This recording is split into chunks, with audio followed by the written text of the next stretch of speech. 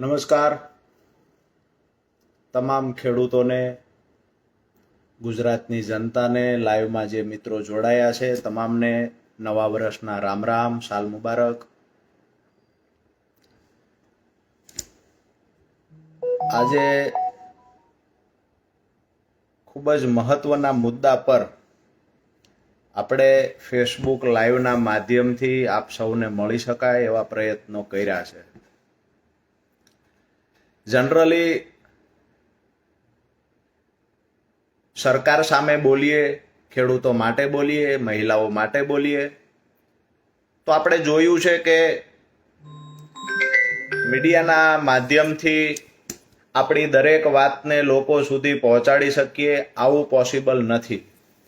એટલે સોશિયલ મીડિયાનો સહારો લઈ ફેસબુકના માધ્યમથી, ઇન્સ્ટાગ્રામ હોય, ટ્વિટર હોય કે પછી વોટ્સએપના માધ્યમથી દરેક લોકો સુધી આપણા વિચારો અને આપણી વાતને પહોંચાડવાના આપણે પ્રયત્ન કરતા હોઈએ છીએ.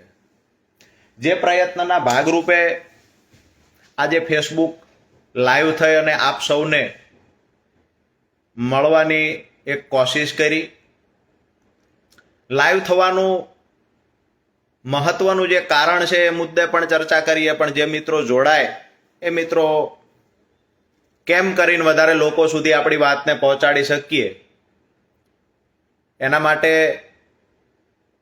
પોતાના ફેસબુક એકાઉન્ટમાં લિંકને શેર કરવી, વોટ્સએપથી શેર કરી અને ફટાફટ જે મિત્રો જોડાતા હોય તો એને ફટાફટ જોડી દેવા, એટલે આપણી મહત્વની વાતની શરૂઆત થાય. ખાસ કરી હાલ ગુજરાતના ખેડૂતોની સ્થિતિ, ગુજરાતના મહિલાઓની સ્થિતિ, આ મુદ્દે આપણે ચર્ચા કરીએ. અને જે મહારાષ્ટ્રમાં ભાજપે જે ચૂંટણી ઢંઢેરાનો જે મેનિફેસ્ટો છે એમાં જે જાહેરાત કરી છે ભાજપ દ્વારા, એ વિશે પણ આપણે ચર્ચા કરીએ.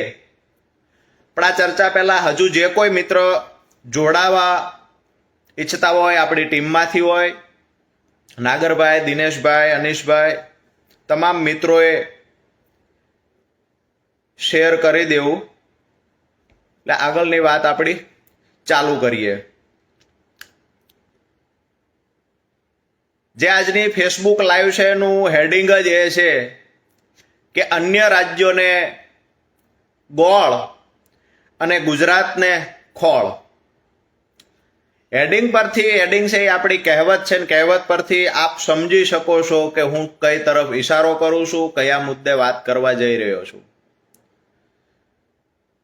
જેમાં મહારાષ્ટ્રની વાત કરીએ તો મહારાષ્ટ્રમાં ચૂંટણી ચાલુ છે, મતલબ ચૂંટણી આવી રહી છે ટૂંક સમયમાં. તો આ સમયે જ્યાં ભાજપ ગઠબંધન ધરાવતી મહારાષ્ટ્રમાં જે સરકાર છે એ સરકાર દ્વારા જે વાયદા વચનો આપવામાં આવ્યા, જે સંકલ્પ પત્રમાં વાત કરવામાં આવી, એ મુદ્દે ચર્ચા કરવી છે. મધ્યપ્રદેશમાં ભાજપની સરકાર શું આપી રહી છે એ મુદ્દે પણ ચર્ચા કરવી છે. તો એમાં મહત્વની વાત એ છે કે મહારાષ્ટ્રની અંદર ભાજપ ગઠબંધન ધરાવતી સરકાર છે. જો ફરી વખત સરકાર મહારાષ્ટ્રમાં ભાજપની આવશે તો જાહેરાત કરવામાં આવી છે ખેડૂતોનું જે એનો સંકલ્પ પત્ર છે એમાં ચૂંટણી ઢંઢેરાના સંકલ્પ પત્રમાં જાહેરાત કરવામાં આવી છે કે ખેડૂતોની લોન માફ કરવામાં આવશે. મહારાષ્ટ્રમાં ભાજપની સરકાર બનશે ફરી વખત તો ખેડૂતોની લોન માફ કરવામાં આવશે. મહિલાઓને જે લાડકી બહેના યોજના છે એ મારફત આજ દિવસ સુધી મહિલાઓને દર મહિને 1500 રૂપિયા મહારાષ્ટ્રની ભાજપ ગઠબંધન ધરાવતી સરકાર દર મહિને બહેનોને 1500 રૂપિયા આપી રહી છે. જો ફરી વખત ભાજપની સરકાર બનશે તો 1500 થી વધારી અને આ રકમ 2100 રૂપિયા કરવામાં આવશે. એટલે કે મહારાષ્ટ્રમાં ભાજપની સરકાર છે એ 1500 આપી રહી છે, ફરી વખત ભાજપની સરકાર આવશે તો 2100 રૂપિયા દર મહિને બહેનોને આપશે. આપણે ખુશ છીએ કે બહેનોને પૈસા આપવા જોઈએ, અમને કોઈ વાંધો નથી, લાડકી યોજનાથી બહેનોને પૈસા આપો, લાડ લડાવો. મધ્યપ્રદેશમાં જ્યાં ભાજપની સરકાર છે ત્યાં દર મહિને 1250 રૂપિયા આજે ચૂકવાય છે મહિલાઓને. રાજસ્થાનમાં 450 રૂપિયે ગેસ સિલિન્ડર મળે છે, અમને કોઈ વાંધો નથી. મહારાષ્ટ્રમાં ભાજપ ચૂંટણી ઢંઢેરાના સંકલ્પ પત્રમાં જાહેર કરે છે કે ખેડૂતોના દેવા માફ કરશું ભાજપની સરકાર બનશે તો. અમે એક ખેડૂતના દીકરા તરીકે આ ચૂંટણી ઢંઢેરાને આવકારીએ છીએ અને ખુશ થઈએ છીએ. પણ મહત્વની વાત એ છે, બાકીની જાહેરાતો તો એમને એ પણ કરી છે કે 2027 સુધીમાં 50 લાખ દીદીને લખપતિ દીદી બનાવવામાં આવશે. ખેડૂત સન્માન યોજનામાં 15,000 રૂપિયા ચૂકવવામાં આવશે. અન્ય વાતો કરી છે કે 10 લાખ વિદ્યાર્થીઓને 10,000 ટ્યુશન ફી આપવામાં આવશે. દરેક ગરીબને મફતમાં ભોજન અને રહેવાની વ્યવસ્થા તો આપણે ગુજરાતમાં જોઈ છે, હવે મહારાષ્ટ્રમાં કરવાના છે. બાકીની જે નોકરી આપવાની વાત છે તો એમાં પણ લાખો લોકોને નોકરી આપવાની વાત કરવામાં આવી છે. મહારાષ્ટ્રમાં 30% વીજ કાપ આપવાની વાત કરી છે. આ તમામ મુદ્દાઓ બરાબર છે, પણ મુખ્ય જે બે મુદ્દાઓ છે જેમાંનો એક, મહિલાઓને દર મહિને 2100 રૂપિયા ચૂકવશે ભાજપ સરકાર અને ખેડૂતોના દેવા માફ કરશે ભાજપ સરકાર. હવે મહત્વની વાત એ છે કે ગુજરાતની જનતાએ 28 વર્ષ સુધી ભાજપને સત્તામાં બેસાડ્યું. 2 ટર્મ 14 થી 19 અને 19 થી 24, 26 માંથી 26 સાંસદ ગુજરાતે આપ્યા. 2024માં 26 માંથી 25 સાંસદ ગુજરાતે આપ્યા. 2022ની વિધાનસભાની ચૂંટણીમાં 156 સીટો સાથે બહુમતી ગુજરાતની જનતાએ ભાજપને આપી. નરેન્દ્રભાઈને, ગુજરાતના પનોતા પુત્રને વડાપ્રધાનની ખુરશી પર બેસાડવામાં સૌથી મહત્વનો કોઈ રોલ હોય તો ગુજરાતની જનતાનો મહત્વનો રોલ છે. તો આજે ઘરના ઘંટી ચાટે બહારનાને આટો આવી સ્થિતિનું નિર્માણ થયું. અહીંયાથી જ્યારે નરેન્દ્રભાઈ 2014માં ચૂંટણી પ્રચાર અર્થે ગુજરાતના સુરેન્દ્રનગરમાં આવેલા ત્યારે નરેન્દ્રભાઈએ કહેલું કે જો હું વડાપ્રધાન બનું તો ગુજરાતની સ્થિતિ એવી થશે કે મોસાળમાં જમણવાર અને મા પીરસનારી છે.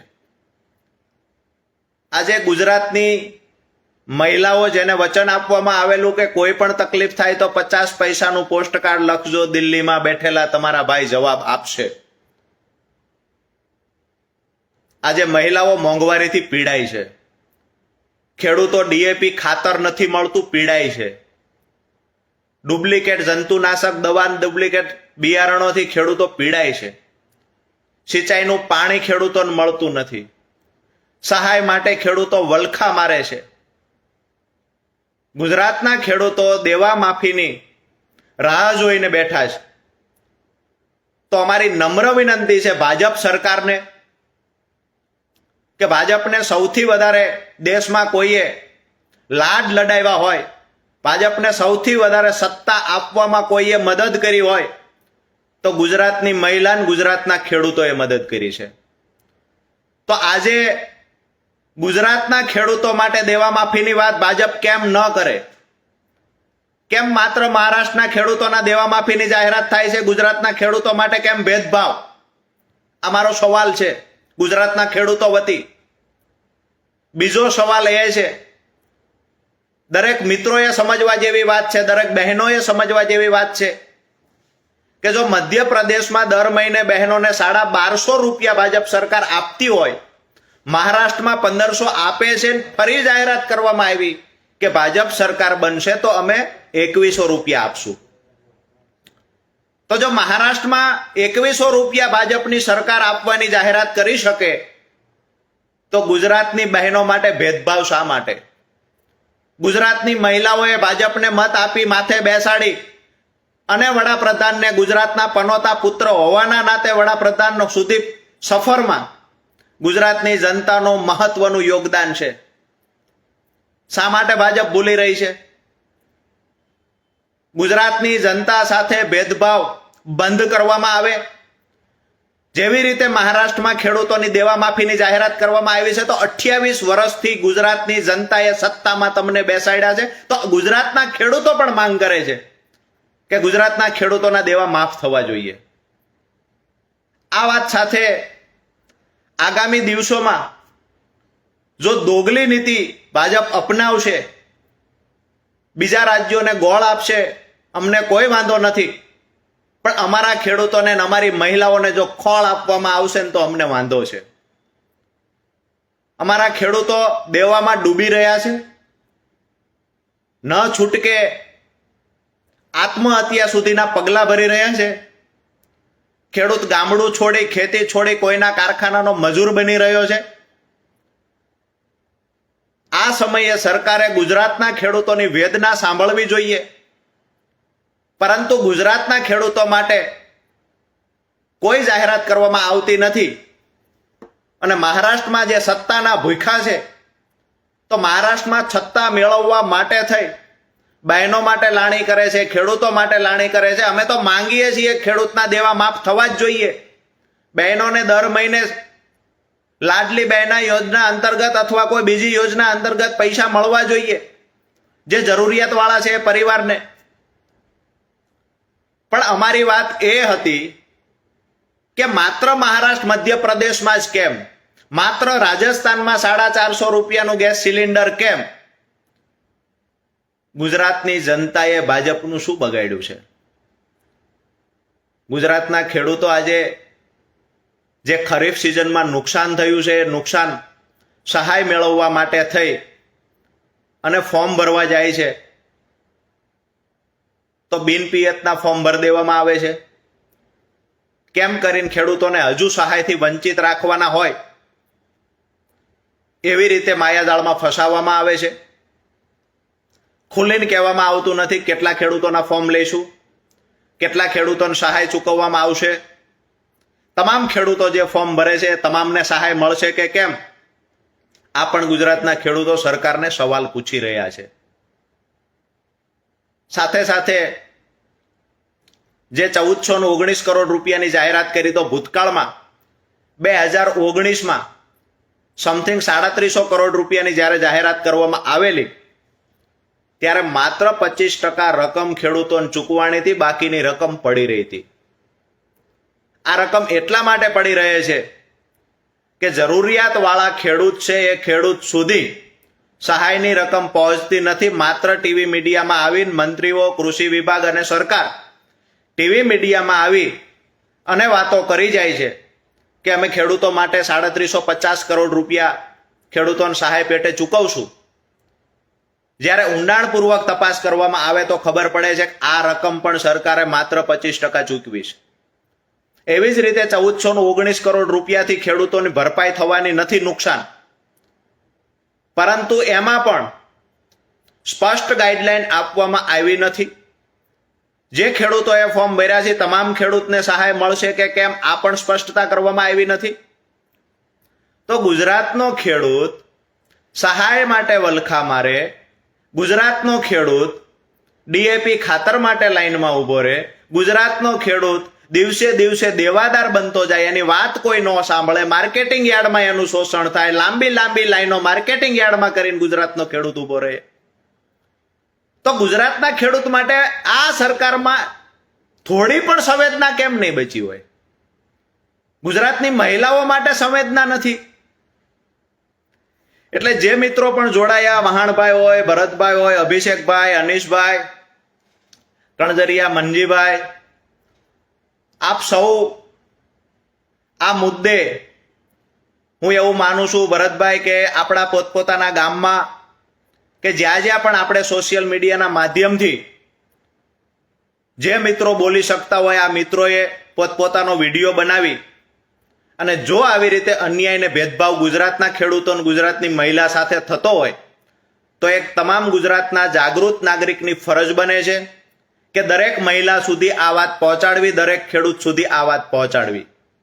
તો જે પણ મિત્રો બોલી શકે એવું હોય, જેવું પણ બોલતા આવડે, પોતે પોતાનો મોબાઈલમાં લાઈવ થાય અથવા તો વિડીયો બનાવે અને વધુમાં વધુ લોકો સુધી આ જે ભાજપની દોગલી નીતિ છે એને પહોંચાડવાના પ્રયત્ન કરે.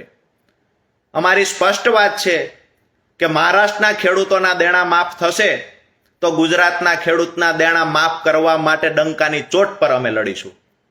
મહારાષ્ટ્રની બહેનોને તમે 2100 રૂપિયા આપો છો તો ગુજરાતની બહેનોને ઘર ઘર સુધી અમે આ વાત પહોંચાડીશું કે ગુજરાતની બહેનો પણ આ રકમ મેળવવા માટે થઈને આગામી દિવસોમાં મેદાનમાં ઉતરશે. તો આ જવાબદારી ગુજરાતના દરેક જાગૃત યુવાનની, દરેક જાગૃત નાગરિકની જવાબદારી છે કે અન્ય રાજ્યમાં બહેનો છે એને સહાય મળતી હોય તો ગુજરાતની બહેનોને મળવી જોઈએ. ન મળે તો એના માટે મારે, તમારે અને આપ સૌએ બોલવું પડે. અન્ય રાજ્યમાં ભાજપ જો ખેડૂતોના દેવા માફીની વાત કરતી હોય અને ગુજરાતમાં દેવા માફી ન આપે, ગુજરાતમાં સહાયથી પણ ખેડૂતોને વંચિત રાખે, તો જીવરાજભાઈ આપણે બધાએ બોલવું પડે. જે મુદ્દાઓ જોઈએ, હું આવતીકાલે સવારે જે ચૂંટણી ઢંઢેરાનો જે મેનિફેસ્ટો છે, સંકલ્પ પત્ર છે, એને આવતીકાલે સવારે હું મારા ફેસબુક પર પોસ્ટ કરવાનો છું. એમાંથી વાંચન કરી અને જે પણ મિત્રો લાઈવમાં જોડાયા છે તમામને નમ્ર વિનંતી કરીશ કે એક વિડીયો બનાવીને તમારા પોતાના ગામમાં અથવા તો આજુબાજુના ગામના મહિલાઓ અને ખેડૂત સુધી પહોંચાડો.